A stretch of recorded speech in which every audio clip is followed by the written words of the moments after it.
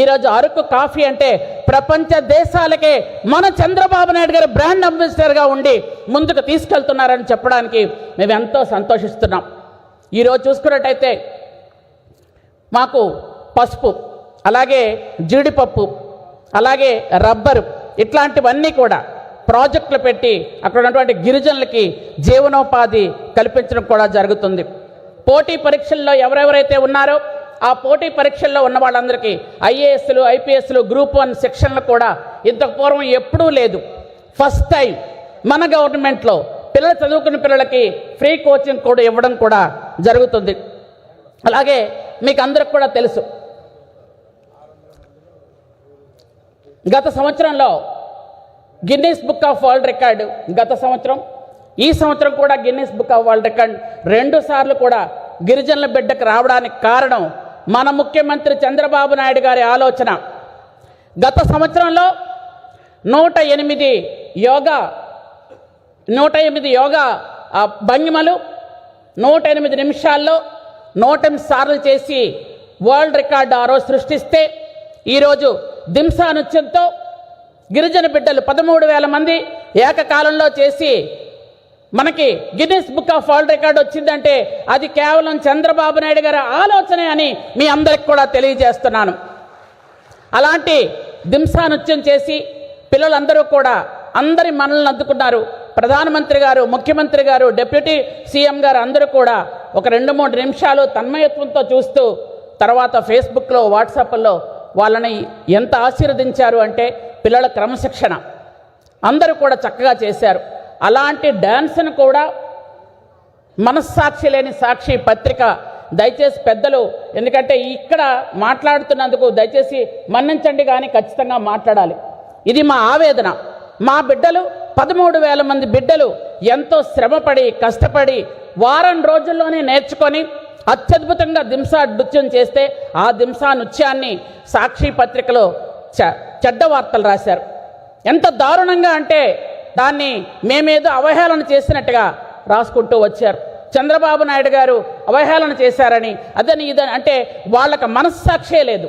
13,000 మంది గిరిజన బిడ్డలు దింసా నృత్యం చేస్తే ఎగతాళి చేస్తూ రాసినటువంటి అలాంటి పత్రికను ఏం చెయ్యాలి అన్నది ఒక్కసారి మనం ఆలోచించాలి. ఖచ్చితంగా ఆ పత్రిక మీద మొత్తం మా గిరిజన లీడర్లందరూ కూడా ఆ సాక్షి పేపర్ను చింపి తగలబెట్టి కేసులు పెట్టిన సంగతి కూడా మీ అందరికి కూడా నేను తెలియజేస్తున్నాను. ఎందుకంటే ఒక మంచి పని చేస్తే మంచి పని అని మెచ్చుకునే తత్వం వాళ్ళకి లేదు. ఆ రోజు ఇందాక మా సోదరుడు జయకృష్ణ గారు చెప్పారు జీవో నెంబర్ 3 గురించి. అసలు జీవో నెంబర్ 3ని ఈరోజు ఎవరైతే వైసీపీ వాళ్ళు రెచ్చగొడితే మా సోదరులు బయటకు వస్తున్నారో జీవో నెంబర్ 3 ఎవరిచ్చారు? ఇచ్చిందే చంద్రబాబు నాయుడు గారు 2000 సంవత్సరంలో. ఆ జీవో నెంబర్ 3 ద్వారా దాదాపు 5-6 వేల మంది గిరిజనులు ఉద్యోగాలు చేస్తున్నారు. ఈరోజు వాళ్ళందరినీ కూడా రోడ్డు మీద తీసుకొచ్చి ధర్నాలు చేయించడానికి ప్రయత్నాలు చేస్తున్నారు. ప్రభుత్వం మీద ఏదో ఒకటి మనం మచ్చ తేవాలి అనే ఉద్దేశంతో 2000 సంవత్సరంలో జీవో నెంబర్ 3 చంద్రబాబు నాయుడు గారు ఇవ్వకపోతే అసలు జీవో నెంబర్ 3 అనేదే లేదు. ఆ రోజు మా బిడ్డల భవిష్యత్తు కోసం, భావితరాల భవిష్యత్తు కోసం చంద్రబాబు నాయుడు గారు ఆలోచించి జీవో నెంబర్ 3 ఇస్తే, ఆ రోజు 2020లో జీవో నెంబర్ 3 సుప్రీంకోర్టులో కొట్టినప్పుడు మొట్టమొదటిసారి ఉత్తరం రాసింది చంద్రబాబు నాయుడు గారే. ఆ రోజు ప్రతిపక్ష నేతగా ఉన్నారు.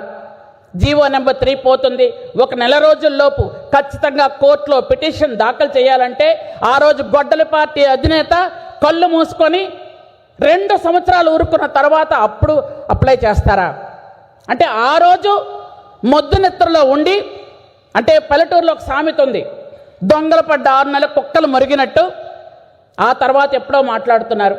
అంటే అప్పుడు 2020లో పోతే 4 సంవత్సరాలు కాముగా ఊరుకోండి, ఇప్పుడు ఉనికి కోసం గిరిజనులను రెచ్చగొట్టి ధర్నాలు చేయిస్తున్నారు. చంద్రబాబు నాయుడు గారు జీవో నెంబర్ 3కి పూర్తిగా ఆయన సమ్మతంగా ఉన్నారు. సుప్రీంకోర్టులో ఒకసారి పోయిన దాన్ని మళ్ళీ పూర్తి స్థాయిలో గిరిజనులకు అందించాలి అంటే ఏ విధంగా చేయాలి అని న్యాయ నిపుణులతో చర్చించి ఆల్రెడీ ఒక ఐఏఎస్ టీమును కూడా పంపించి అన్ని ఐటీడీఏల్లో వాళ్ళ తాలూకు సమాచారం తెప్పించుకొని ఈరోజు దాని మీద వర్క్ చేస్తుంటే కావాలి అని కేవలంగా గిరిజన యువతని కొంతమంది అమాయకులను రెచ్చగొట్టి చేస్తున్నారు. ఈ వేదిక ద్వారా నేను మా గిరిజన సోదరీమణులందరికీ నేను వివరించి చెప్తున్నాను. దయచేసి చెడు మాటలు, విషపు రాతల్ని నమ్మకండి. ఆ రోజు జీవో నెంబర్ 3 ఇచ్చింది మన చంద్రబాబు నాయుడు గారే. ఈరోజు ఆ జీవో గురించి ప్రయత్నిస్తుంది మన చంద్రబాబు నాయుడు గారని మీరందరూ కూడా ఖచ్చితంగా గుర్తుంచుకోవాలి. ఎందుకంటే వాళ్ళకు అలవాటే. 16,500 టీచర్ పోస్టులు తీసినప్పుడు సంవత్సర కాలం మొద్దు నిద్రలోనే ఉన్నారు. అందరూ చక్కగా టీచర్ ఉద్యోగాలు చేసుకుంటున్నారు. ఇప్పుడు వచ్చిందట వాళ్ళకి డిఎస్సి తప్పు అని. అసలు గత 5 సంవత్సరాలు నువ్వేం చేసావు? ఒక్క పోస్ట్ అయినా ఇచ్చావా? అసలు డిఎస్సి అంటేనే తెలుగుదేశం పార్టీ అంటేనే సిపిఎన్ అంటేనే డిఎస్సి. ఎన్నిసార్లు తీశారు? 16,500 పోస్టులు తీస్తే ఆ రోజు మొద్దు నిద్రలో ఉండి ఈరోజు 2 సంవత్సరాలు కామ్గా పడుకొని ఇప్పుడు లేచి ఈరోజు ధర్నాలు చేస్తున్నారు. అంటే కొంచెమైనా మీకు సిగ్గుందా అని అడుగుతున్నాను నేను. కొంచెమైనా జ్ఞానం ఉందా? సంవత్సర కాలం పాటు టీచర్లు ఉద్యోగం చేసుకుంటే 16,500 మందినంట ఈయన మళ్ళీ ముఖ్యమంత్రి అవుతాడట, వాళ్ళందరినీ తీసేస్తాడంట. అన్నీ పగటకళ్ళు కట్టున్నాడు. గొడ్డలి పార్టీ అధినేతకి ఎంత దారుణమైన ఆలోచనలు ఉన్నాయంటే తల్లి చెల్లినే మెడపట్టి బయటకు గెంటేసిన వాడి ఆలోచనలు ఇలాగే ఉంటాయి. కాబట్టి దయచేసి అక్కడ బయట ఉన్నటువంటి ఎవరైతే యువత ఉన్నారో యువత కానీ మా గిరిజన సోదరులు కానీ అందరూ ఆలోచించండి. ఈయన సంవత్సరాల తరబడి ఈయన మాత్రం పదవిలో ఉన్నప్పుడు పడుకుంటాడు. పడవ నుండి బయటకు వచ్చిన తర్వాత ప్రతిపక్ష హోదా కూడా లేని ఒక ప్రతిపక్షం అది. కాబట్టి దయచేసి అందరిది గుర్తించాలని నేను కోరుకుంటూ ఈరోజు వనదేవతలు కానీ అమ్మవార్లు కానీ ఇవన్నీ మనం పూజిస్తాం, ఆరాధిస్తాం. ఎందుకంటే గిరిజనుల ఆరాధ్య దైవాలు. ఈరోజు గిరిజనులు అడవుల మీద బ్రతుకుతున్నారు. అడవులు లేకపోతే ఆక్సిజన్ లేదు, ఆక్సిజన్ లేకపోతే జీవం లేదు. కాబట్టి గిరిజనుల అభివృద్ధి ఖచ్చితంగా ఉండాలి అనే ఉద్దేశంతో గౌరవ ముఖ్యమంత్రి నారా చంద్రబాబు నాయుడు గారు ఈరోజు గిరిజనులకు అన్ని విధాలుగా ఆదుకుంటున్నారు, అన్ని విధాలుగా అన్ని కార్యక్రమాలు చేస్తున్నారు. కాబట్టి మనం గిరిజనుల తాలూకా హక్కుల పరిరక్షణ పూర్తిగా చంద్రబాబు నాయుడు గారు బాధ్యతగా తీసుకొని చేస్తున్నారు. కాబట్టి మా గిరిజన సోదరీమణులందరూ యావత్ రాష్ట్రంలో అందరూ కూడా ఎప్పటికీ చంద్రబాబు నాయుడు గారికి పూర్తి స్థాయిలో రుణపడి ఉంటామని సభాముఖంగా నేను వినయపూర్వకంగా తెలియజేస్తున్నాను.